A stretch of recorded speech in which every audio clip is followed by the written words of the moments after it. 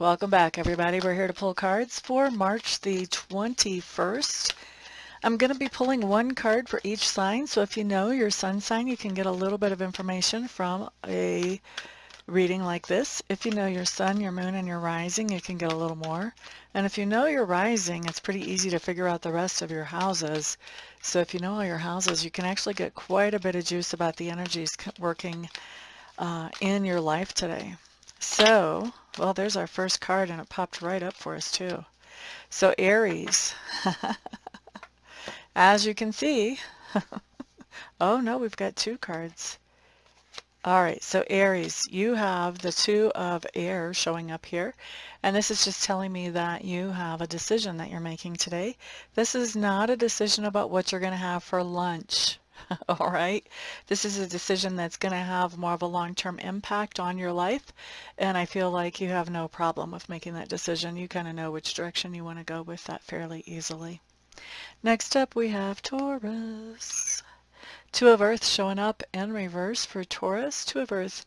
This just means that we've got a lot on our plate today, and so there are some things that are sort of falling through the cracks. So this is a great day to delegate responsibilities if we can, to make sure that everything gets covered. And the other way that this can be coming up is it can be that, you know, our checking account is in the red or something like that. So we want to make sure that we're staying on top of that so that we can do a workaround on some of this energy and not let it actually manifest in a way that impacts us negatively. Okay, so stay very much on top of what your account balances are today, Taurus, those of you with Taurus placements, which includes myself.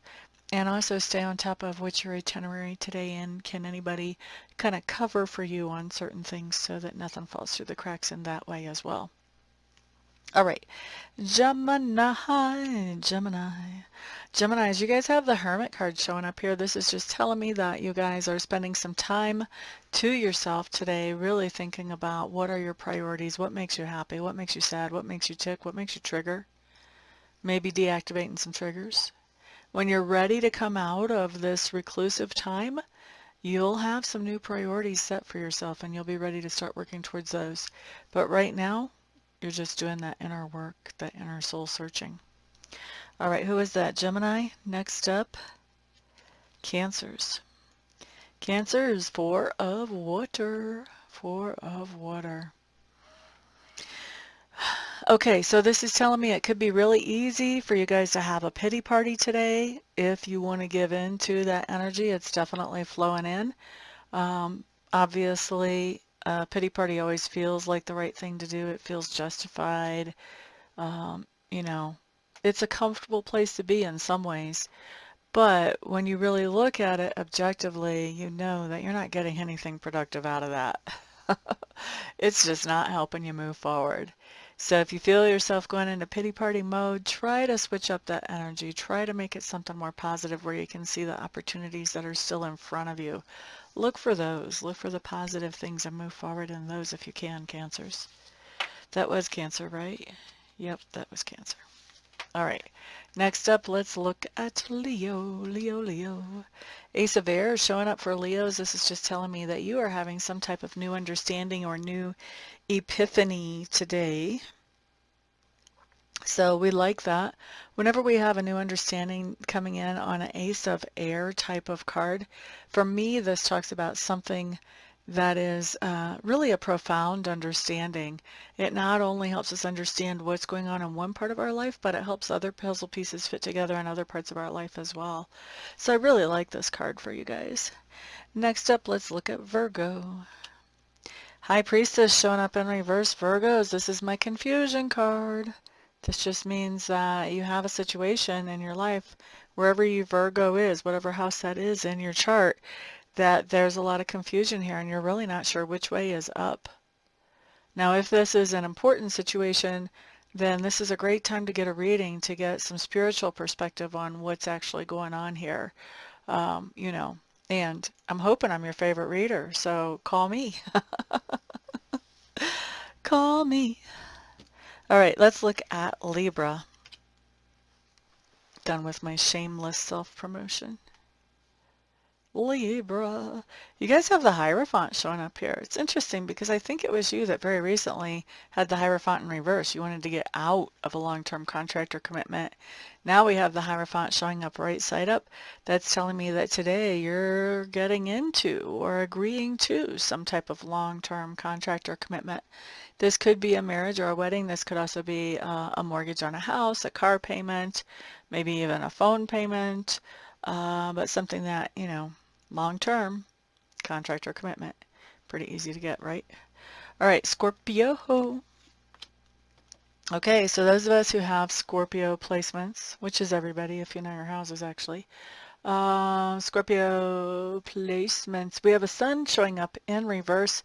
This just means that we're doing something along with somebody else, and whatever this something is something that we really enjoy. And we're pretty chill about it. We're pretty relaxed about it. Nobody's trying to give us, you know, instructions about how to do it or deadlines on it or whatever. We're just really enjoying whatever this is. I like it. I like it. Let's look at Sagittarius.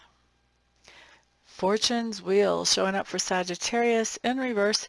This is just telling me that this is not the best day to ask for a raise or to propose to your favorite person. This is actually a day when things may take a little bit more energy and effort than they normally do for you to get them accomplished. So it's not a day that, you know, when the Wheel of Fortune comes up in reverse, it doesn't mean that nothing good is going to happen today.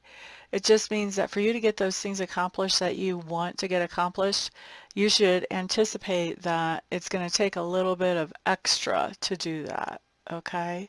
So a lot of times with Fortune's Wheel, you know, depending how badly you want to reach your goals, it really is not, I don't see it as dastardly or even that bad.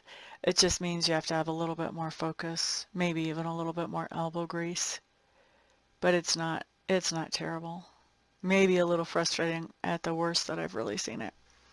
Now, ba-da-da-da-da, who is that? Sagittarius. Next up, let's look at Capricorn. Capricorn's 9 of Earth. Perfect card for you guys. This just means that you're doing things very independently and self-sufficiently today. You feel like you have enough resources to do everything that you want to do, and you're just feeling good. It's a good day. Feeling good, you're feeling abundant, feeling free. Feeling free with this card. Okay, so that was Capricorn. Next up, let's look at Aquarius. Page of Fire in reverse. Aquarius, didn't you just have this yesterday? Eek.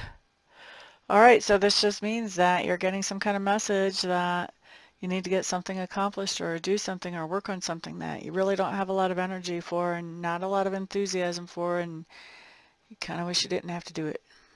All right, so somebody is rattling your cage again. Hey, you still have to do this. All right, I hope it's not two different things 2 days in a row. All right, let's look at Pisces. Pisces, look at you. How did that happen? You have the same card you had yesterday too, Queen of Air. Jeez, what's going on here? I know what's going on here. Okay, so I think you cut somebody off yesterday too. You're cutting that same person off today. I'm hearing that there was some kind of breakthrough communication. What is breakthrough communication? Well, it's just a phrase I just made up, but in my world, which I'm sharing with you right now, in my world, breakthrough communication is where you have tried to cut somebody out. You have intended to cut somebody out completely so that they can't communicate with you at all. Breakthrough communication is where they found some type of way to communicate with you anyway. Maybe it's over the intercom at your workplace. Maybe it is that they talked to your best friend and had your best friend pass on a message to you. You know, there's all kinds of ways that this can happen.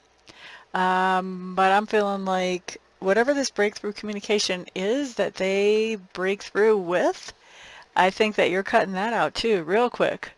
If they're trying to get a message to you through some other person, you're letting that other person know, I am not interested in hearing any kind of messages from that person. If they ever ask you to pass along a message again, you may as well just tell them, no, it's not going to work, because I will not hear it.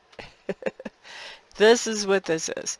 Now, if they have some other way of doing their breakthrough communication, you know, because it doesn't have to be just like that. Either way, here's the deal that is going to happen is you're going to cut that shit out. You're not going to deal with it.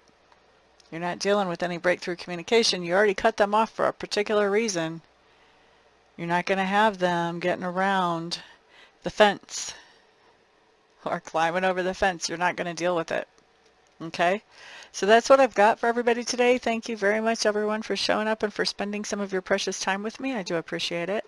I'm looking forward to working with some of you personally here later on today, and the rest of you I'll see back on the next video. And of course, thank you for sharing and for liking and, you know, just getting the word out about my channel. That is so fantastic. I appreciate all you guys' support, and everyone have a good day. Peace out.